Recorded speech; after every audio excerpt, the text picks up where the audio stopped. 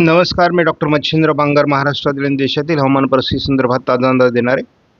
आपण बघतो की वातावरणात मोठा बदल झाला आहे. सुरुवातीला आपण असं बघतो की जे कमी दाबाचं क्षेत्र श्रीलंकेच्या आजूबाजूने तयार झालं होतं ते आता डिप्रेशनच्या स्वरूपात जाण्याची शक्यता आहे आणि ती या मार्गे म्यानमारकडे जाईल असा प्राथमिक अंदाज आहे.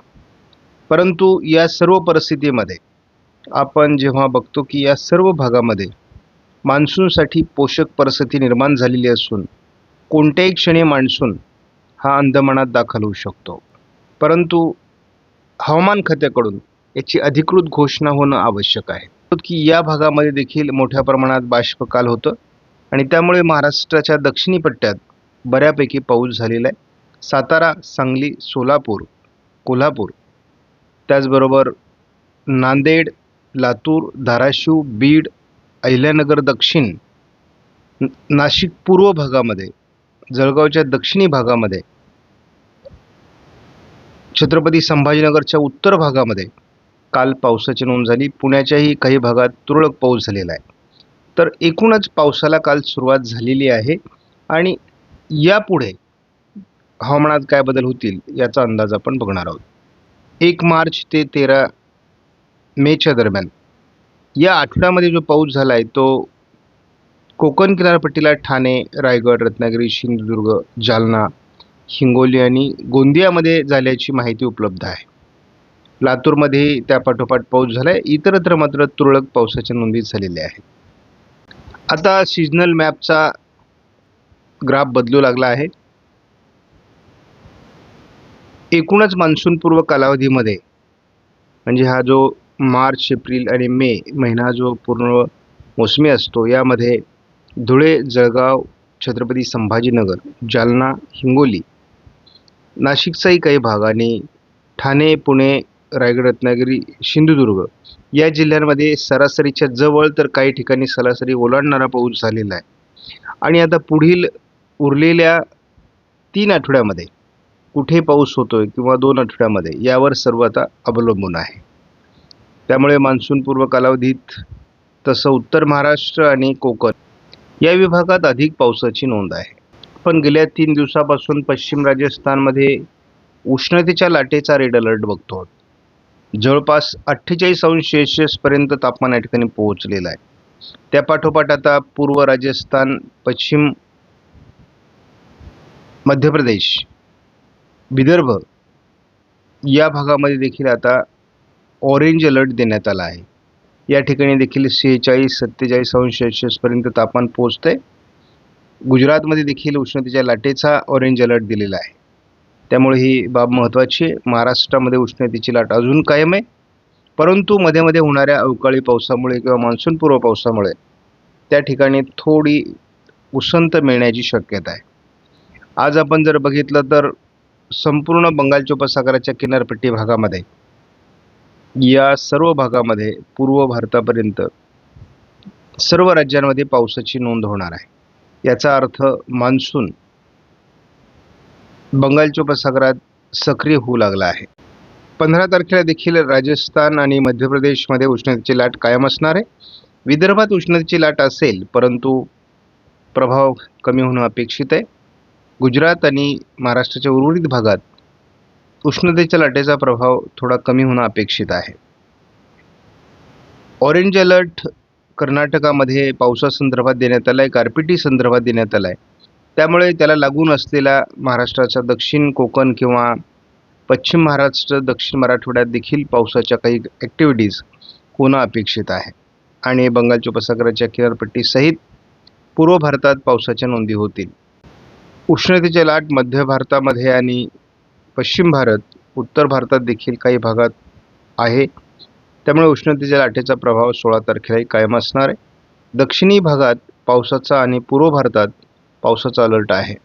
देशभरामध्ये 17 तारखेला देखील उष्णतेची लाट मोठ्या प्रमाणात कायम असण्याची शक्यता आहे. काही राज्यांमध्ये ऑरेंज अलर्ट देखील दिला जाणार आहे. पावसाचं प्रमाण दरम्यानच्या काळात केवळ दक्षिणेत पूर्वेत असण्याची शक्यता आहे. 18 तारखेला तसं पावसाचं प्रमाण कमी दाखवलं असलं तरी बऱ्याच राज्यांमध्ये उष्णतेची लाट असणं अपेक्षित आहे. ज्या वर्षी अल्निनोचा कालावधी असतो आणि त्या वर्षी उष्णतामान अधिक राहण्याची शक्यता देखील असते आणि या उष्णतामानाचाच प्रभाव हा बऱ्याच ठिकाणी म्हणजे अगदी समुद्राचं तापमान वाढण्यापर्यंत होत असतो. आपण 19 तारखेला देखील उष्णतेची लाट कायम असल्याचं बऱ्याच राज्यांमध्ये बघतो. गेल्या 48 तासामध्ये देखील आपण या सर्व भागात पाऊस झाल्याचं बघतो. पूर्व भारतामध्ये पाऊस झालेला आहे आणि काही दक्षिणी राज्यांमध्ये पाऊस झालेला आहे. महाराष्ट्रात पावसाची नोंद झाली आहे, परंतु ती किरकोळ स्वरूपात काल झालेली आहे. एमडब्ल्यूएफ मॉडेलने आज महाराष्ट्रामध्ये अगदी विदर्भापासून तर दक्षिण कोकणापर्यंत महाराष्ट्राच्या दक्षिणी भागात पावसाचा अंदाज दिलेला आहे. हा स्थानिक स्वरूपाचं वातावरण आहे.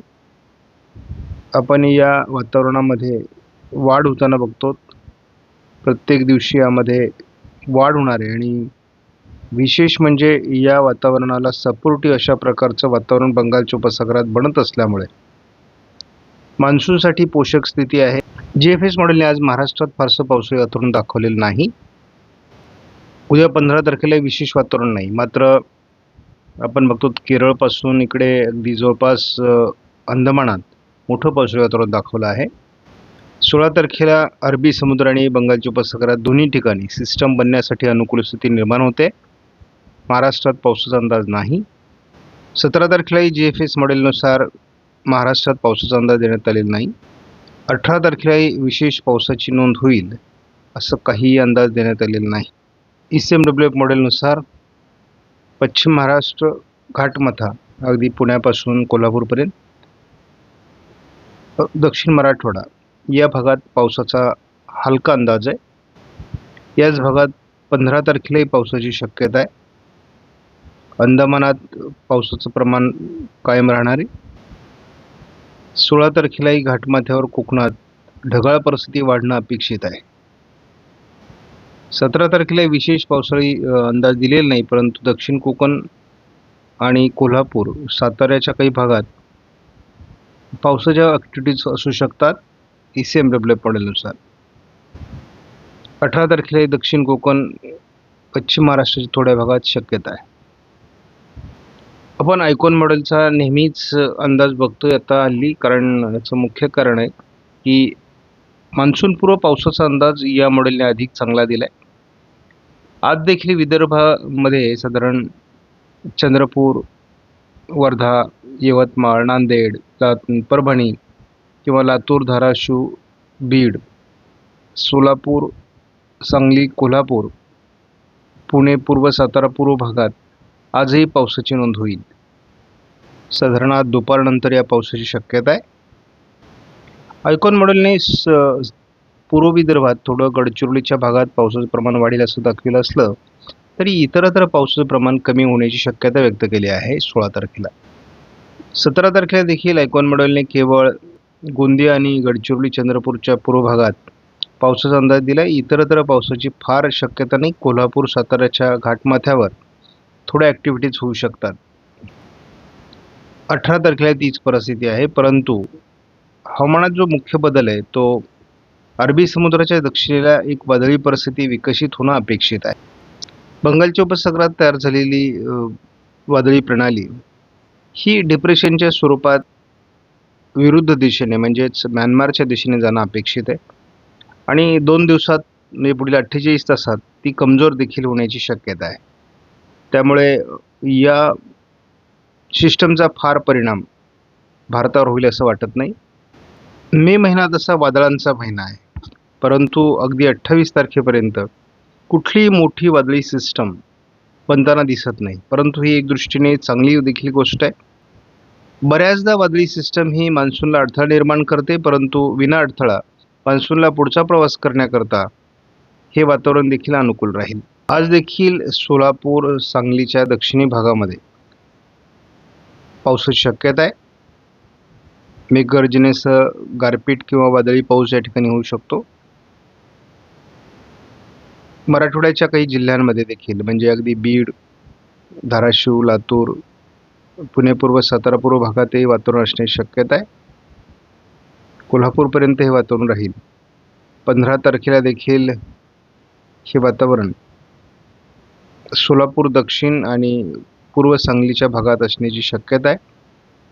कोकण किनारपट्टीला ढगाळ वातावरण आता वाढत जाणार आहे. 16 तारखेला मात्र मॉडेलने विशेष वातावरण दाखवलेलं नाही.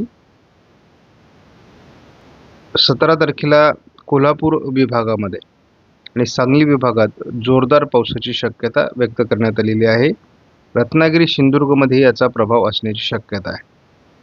18 तारखेला मात्र हे वातावरण फारसं प्रभावी नाही. सांगलीच्या काही भागात मात्र पावसाळी प्रभाव असू शकतो. साधारणपणे 16 तारखेला मान्सून अंदमानात दाखल होईल आणि त्यानंतर त्याचा पुढचा प्रवास सुरू होईल असा अंदाज आहे. स्थानिक पावसाचं वातावरण तयार होऊन महाराष्ट्रात पाऊस होत राहील, परंतु मोठ्या पावसासाठी आपल्याला अजूनही बऱ्यापैकी प्रतीक्षा करावी लागेल असाच अंदाज आहे. धन्यवाद. जय हिंद, जय महाराष्ट्र, जय बळीराजा.